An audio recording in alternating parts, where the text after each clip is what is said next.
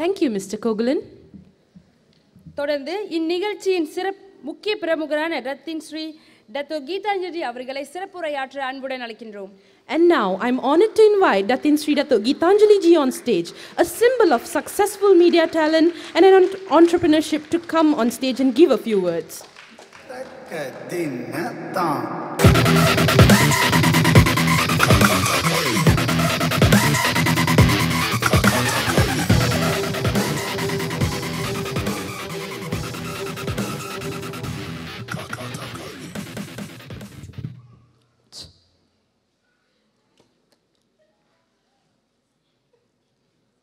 இந்த நிகழ்ச்சிக்கு என்னை அழைத்திருக்கக்கூடிய ஹிந்து ரெப்ரசன்டேட்டிவ் கவுன்சில் மற்றும் அதனுடைய தலைவர், அப்புறம் டாக்டர் பிரமிளா அவர்களே, டாக்டர் ராமலிங்கம் அவர்களே, மற்றும் இந்த நாடகத்தை அருமையாக இயக்கியிருக்கக்கூடிய இதனுடைய இயக்குனர் பானுபிரியா சுப்பிரமணியம் அவர்களே, மற்றும் இங்கே வருகை அளித்திருக்கக்கூடிய இயக்குனர், உலகறிஞ்ச இயக்குனர் எஸ்டி பாலா அவர்கள் இருக்கின்றார்கள். எங்களுக்கெல்லாம் வெண்கல குரலோன் அப்படின்னு மட்டுமே தெரிந்த எங்கள் வெண்கல குரலோன், எங்கள் அங்கிள்னு சொன்னால் வயசு தெரிஞ்சிருமா, எங்கள் அண்ணன் தங்கமணி அவர்கள் இருக்கின்றார். அநேகமாக ஹாலிவுட்க்கு போயிருந்தா கூட ஹாலிவுட் மனோரமா அளவுக்கு வந்துட்டு பெயர் பெற்றிருக்கக்கூடிய நம்ம நாட்டு மனோரமா அப்படின்னு சொல்ல பிடிக்கல. ஏன்னா அவங்களுக்குன்னு தனி பாணி இருக்குது. அவங்க எப்படி சொல்கிறது, அவங்க எப்படியோ நடிப்பாங்க. அவங்களுடைய வயசு அப்படிலாம் எதுவுமே கிடையாது. வயசுக்கு அப்பாற்பட்ட ஒரு பெண்மணி, ஒரு வீர பெண்மணி என்னை கேட்டிங்க அப்படின்னு தான் சொல்லுவேன். எங்களுடைய ஏகவல்லி ஆண்டி இருக்காங்க. ஏகவல்லி ஆண்டி உங்களை தெரியல, கொஞ்சம் அப்படி ஏந்திரிச்சிங்கன்னா நல்லாயிருக்கும். சிரமப்படுத்துகிறேன், வருத்தப்படுத்திக்காதீங்க. தவிர ஓலா போலாவில் சமீப காலமாக மிகப்பெரிய அளவில் ஒரு விஸ்வரூப வெற்றி பெற்ற திரைப்படம், அந்த திரைப்படத்தில் நடித்து நல்ல பெயரை பெற்றிருக்கக்கூடிய சரண் அவர்களே, இந்த நிகழ்ச்சிக்கு வருகை புரிந்திருக்கக்கூடிய மற்ற வருகையாளர்களே, உங்கள் அனைவருக்கும் என்னுடைய இனிய வணக்கத்தினை தெரிவித்துக் கொள்கின்றேன். அனைவரும் நலமா இருக்கிறீங்களா? சந்தோஷமா இருக்கீங்களா? பத்தல, சந்தோஷமா இருக்கீங்களா?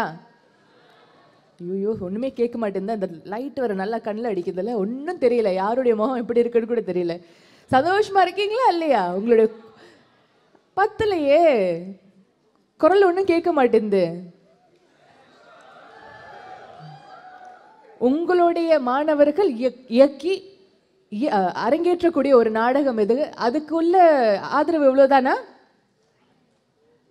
எவ்வளவு ஆதரவு தரீங்க இந்த மைதிலி நாடகத்துக்கு?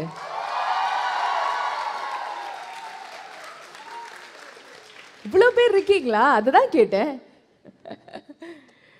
தேடி நிதன் சோறு தின்று, பல சின்னஞ்சிறு கதைகள் பேசி, மனம் வாடி துன்பம் மிக உழன்று, பிறர் வாட பல செயல்கள் செய்து, நரை கூடி கிள பருவமெய்தி கொடுங்கூற்று கிரையென பின்மாயும் பல வேடிக்கை மனிதரை போல் நான் வீழ்வேன் என்று நினைத்தாயோ? இந்த அற்புதமான வரிகளை தான் தினந்தோறும் நினச்சிக்கிட்டு ஒவ்வொரு நாளையும் நான் தொடங்குறேன். இது நான் நினைக்கிறேன் அனைவருமே கூர்ந்து கவனிச்சு யோசிச்சு சிந்திச்சு பார்க்க வேண்டிய ஒரு சின்ன வரி தான் நம்முடைய மகாகவி அவர்கள் எழுதியிருக்கக்கூடியது. ஆனால் இந்த ஒரு சின்ன வரிகளில் பார்த்தீங்க அப்படின்னா வாழ்க்கையுடைய முழு சாராம்சத்தையும் வந்துட்டு எழுதியிருக்கிறாரு. அதாவது தினந்தோறும் காலையில் ஏந்திரிச்சு வெட்டியாக கதைகள் பேசி சாப்பிட்டுக்கிட்டு மற்றவங்களை கஷ்டப்படுத்தி நாமளும் கஷ்டப்பட்டு அப்புறம் கடைசியில் பார்த்தீங்கன்னா வெல்ல முடியலாம் வந்து அந்த பிரச்சனைகள், வாழ்க்கையில் இருக்கக்கூடிய அனைத்து நாடகங்களையும் சமாளித்து அனைத்து விஷயங்களையும் நடப்புகளையும் கடந்து கடைசியில் சும்மா அப்படியே ஒரு சாதாரண ஒரு சருக போல இலையா பிறந்து சருக போல அப்படியே போகிறதுக்கு தான் பிறந்தோமா அப்படிங்கிற ஒரு எண்ணத்தை விதைக்கக்கூடிய ஒரு வலிமையான கருத்து மிக்க கவிதை வரிகள் மகாகவி அவர்கள் அந்த காலத்திலேயே அவருடைய காலத்திலேயே எழுதியிருக்கின்றார். அந்த காலத்தில் அவர் எழுதுனது எந்த காலத்திலையும் ஏற்புடையதாக இருக்கின்றது. அது தினமும் நான் நினச்சி பார்க்குறேன். உங்களுக்கும் அது ஏன் சொன்னேன் அப்படின்னா, அது வெறும் ஒரு திரைப்படத்தில் வந்ததுனால அது பெரிய அளவில் புகழ் பெற்றது. நிறைய திரைப்படங்களில் அந்த வரிகளை வந்துட்டு பயன்படுத்தியிருப்பாங்க, அதனாலேயும் வந்துட்டு அது புகழ் பெற்றது. ஆக திரைப்படங்களுக்கு இருக்கக்கூடிய அந்த ஆற்றல் பார்த்தீங்க அப்படின்னா அதீதமானது. ஆனால் அதுலேருந்து என்னென்ன விஷயங்களை நம்முடைய வாழ்க்கையில் நம்ம எடுத்துக்கிறோம் அப்படிங்கிறதா முக்கியம். என்னென்ன விஷயங்களை எடுத்துக்கிறோம்? நான் ஒவ்வொரு வாட்டியும் தமிழ் திரைப்படங்களையும் எந்த திரைப்படத்தை பார்க்கும்போதும் இதில் நமக்கு என்ன மெசேஜ் இருக்குது, நமக்கு எதுவும் என்ன, எல்லாருக்கும் ஒரு மெசேஜ் கொடுக்கறதுக்காக தான், ஒரு யூனிவர்சலாக தான் வந்து திரைப்படங்களை எடுத்துகிட்டு இருக்காங்க. உலகளாவிய ரீதியில் எந்த மொழியாக இருந்தாலும் சரி, எந்த நாட்டிலையும் சரி, அந்த மாதிரி தான் எடுக்கிறாங்க. ஆக அந்த மாதிரி ஒரு திரைப்படத்தில் என்ன ஒரு விஷயம் இருக்குது அப்படிங்கிறத பார்த்து அன்னப்பறவையை போல பாலை எடுத்துக்கிட்டு தண்ணியை பிரித்து விட்டுறது இல்லையா, அந்த மாதிரி என்ன தேவையோ நமக்கு, நம்முடைய வாழ்க்கைக்கு, நம்முடைய வாழ்க்கையில் நாம் வெற்றி பெறுவோமா இல்லையா அப்படிங்கிறது நம்ம மற்றவங்களை வச்சு அவங்களுக்கு அது வெற்றினா அதுதான் நமக்கு வெற்றி அப்படின்னு ஆகாது இல்லையா. நமக்கு என்ன வெற்றி அப்படிங்கிறத நம்ம நிர்ணயிச்சுட்டு பிறகு அதற்காக நமக்கு என்ன சொல்லப்பட்டிருக்கு அப்படிங்கிறத நம்ம எடுத்துக்கிட்டு, ஏன்னா எல்லாருக்கும் வந்து எல்லா அனுபவத்தையும் பெற்று வாழ்வதற்கு நமக்கு வயசு பத்தாது, அதுக்கான நாட்கள் நமக்கு இந்த இறைவன் கொடுத்திருக்கின்றாரா இந்த உலகத்தில் அப்படிங்கிறது நமக்கு தெரியல. ஆனால் இந்த அனுபவங்கள் நமக்கு நிச்சயமாக தேவை அன்றாட வாழ்க்கையை நம்ம நடத்துவதற்கு. ஆக நமக்கு என்ன கொடுத்துருக்குறாங்க இந்த திரைப்படங்கள்லையும் சரி, அன்றாட வாழ்க்கையில் நடக்கிற விஷயங்களை தான், நம்ம தெரிஞ்சுக்க வேண்டிய விஷயங்களை தான் நமக்கு வந்து கொடுத்துக்கிட்டே இருக்கிறாங்க. ஆனால் அதுலேயும் மசாலா அப்படின்ற ஒரு சில விஷயங்கள் சேர்க்கப்பட்டிருக்கின்றது.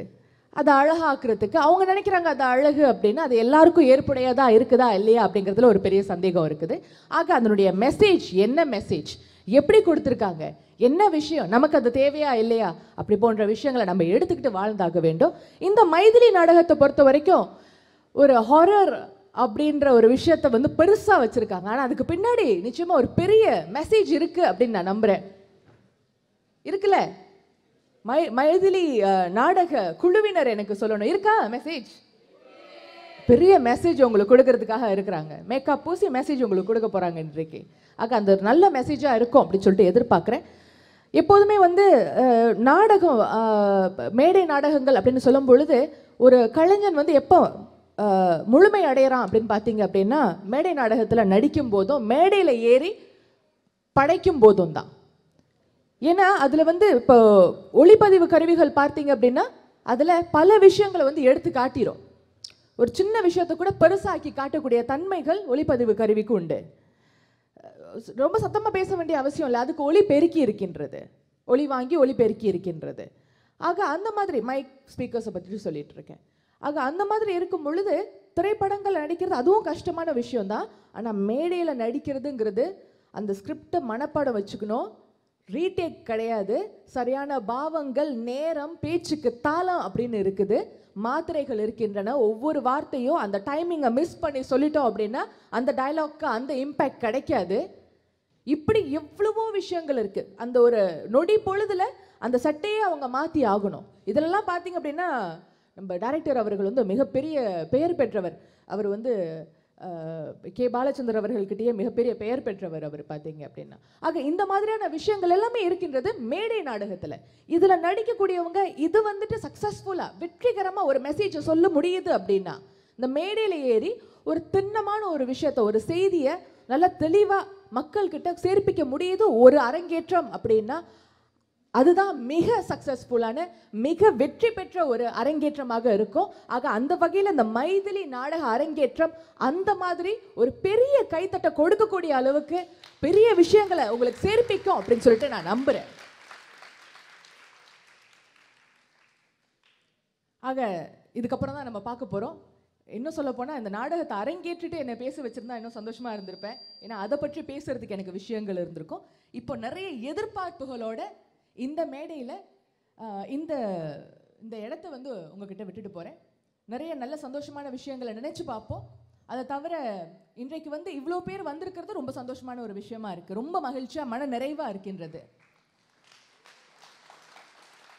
பொதுவாக மேடை நாடகங்களுக்கு ஆட்கள் குறைந்து வருகின்ற ஒரு சின்ன காலகட்டங்கள் எல்லாத்துக்கும் கிடையாது. சில சமயங்களில் சில நேரங்களில் என்ன காரணமோ தெரியலன்னா சொல்லக்கூடாது. ஏன்னா நிறைய காரணங்கள் எல்லாருக்கும் தெரியும் என்ன காரணம் அப்படின்னு சொல்லிட்டு. நிறைய சமயங்களில் பணம் அப்படிங்கிறது தான், அந்த பொருளாதாரம் நமக்கு பத்தலை அப்படிங்கிறதும், பப்ளிசிட்டி பத்தலை, சரியான பப்ளிசிட்டி, எஃபெக்டிவ் பப்ளிசிட்டின்னு சொல்கிறாங்கல்ல, அது பத்தலை அப்படிங்கிறதும் தான் வந்து காரணமாக இருக்கின்றது.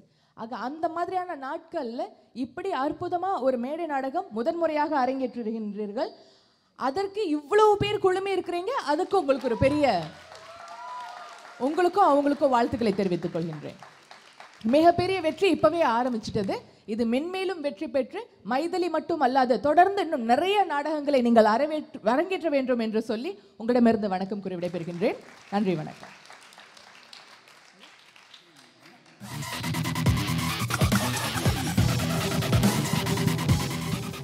சிறப்புரையாற்றிய டத்தின் கீதாஞ்சலிக்கு நன்றி. Thank you, Datin Sri Datuk Gitanjali ji.